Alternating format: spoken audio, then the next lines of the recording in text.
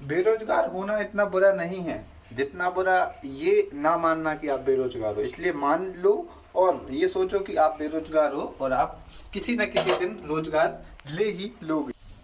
देखो, क्या बेरोजगार लड़के बर्तन बर्तन अरे साला, ये गरीब हमेशा गरीब ही रहेंगे, है ना, अपनी आदतों की वजह से। तो मैं ये कह रहा था कि जो बेरोजगार होते हैं क्या वो काम नहीं कर सकते भाई? क्या बेरोजगारों को काम करने का अधिकार नहीं है क्या? क्या उनको केवल ये सुनने का अधिकार है कि तुम कुछ काम नहीं कर सकते? तो the who says always to a बेरोजगार पर्सन की you don't do a work, so please see this.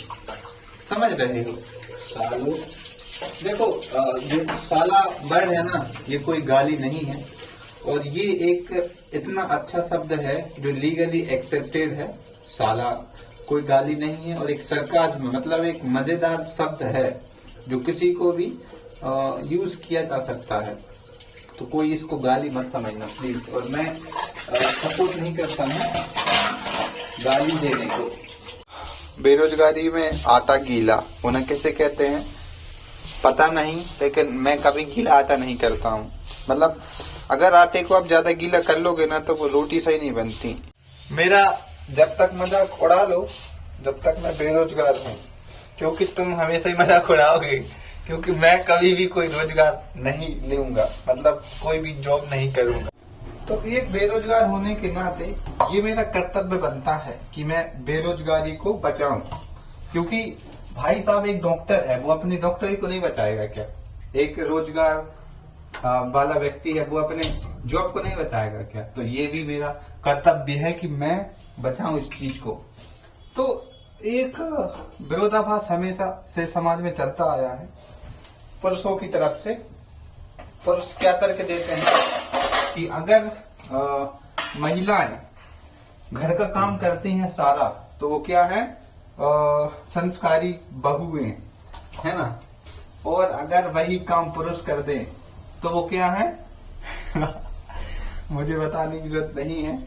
अब एक और मस्त विरोधाभास सुनते हैं इसी तर्क पे महिलाओं की तरफ से। तो जो फीमेल्स होती हैं, है ना, उनका तर्क ये है कि हम क्यों करें सारा घर का काम, हम क्यों बनाएं खाना। तो इस संबंध में पुरुष कहते हैं कि ये महिला सही नहीं है। अरे भाई, जो पुरुष खाना बना रहे हैं उनको क्या बोलोगे तुम?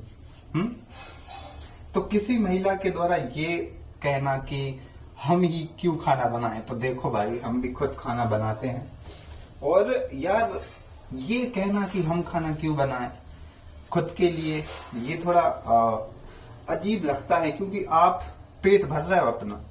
जब हम आदि मानव थे तो तब हमारे पास ना तो चूल्हा था ना तो आटा था, तब हमें शिकार करके खाना पड़ता था।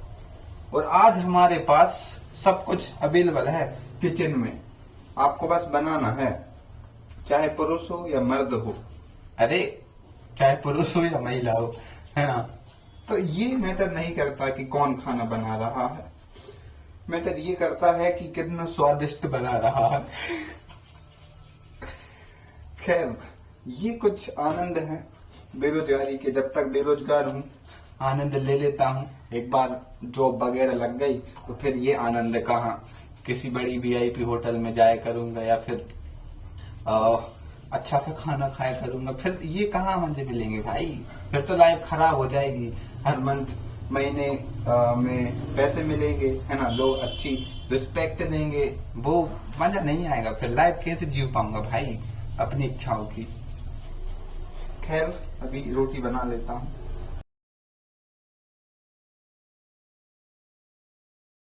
देखो, इस समय इंटरनेट पे मैं बहुत सारी ऐसी वीडियोस देख रहा हूँ कि लोग ये जस्टिफाई करने की कोशिश कर रहे हैं कि हम बेरोजगार हैं तो हमें सिंपैथी दो, या फिर हमारा नाम सबसे पहले लो।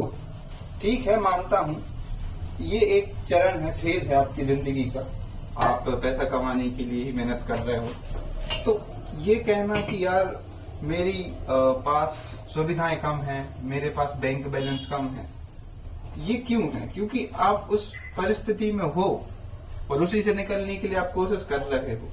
तो इस जिंदगी को, इस एंजॉयमेंट को आप मजेदार तरीके से जिए। इसको आप ऐसे मत समझिए कि यार मैं बेरोजगार हूं या फिर मेरी लाइफ खराब है।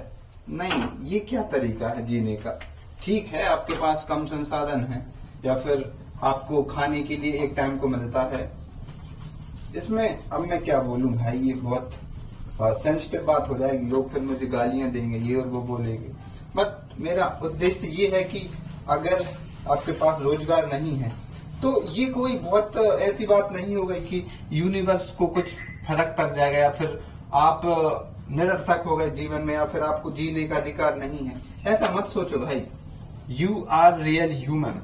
अगर आप ये सोच रहे हो कि आप बेरोजगार हो तो इट्स ओके।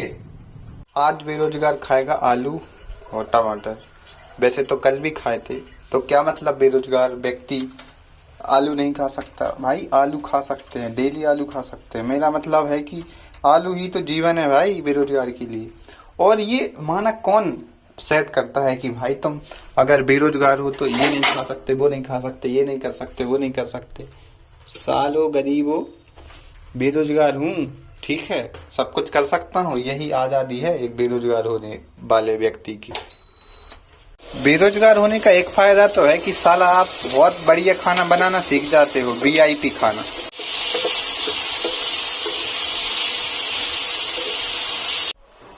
मेरा तो मानना यही है कि जो बेरोजगारी वाला टाइम है, जीवन है, ये सबसे बेहतरीन समय हो सकता है आपके जीवन का कभी भी।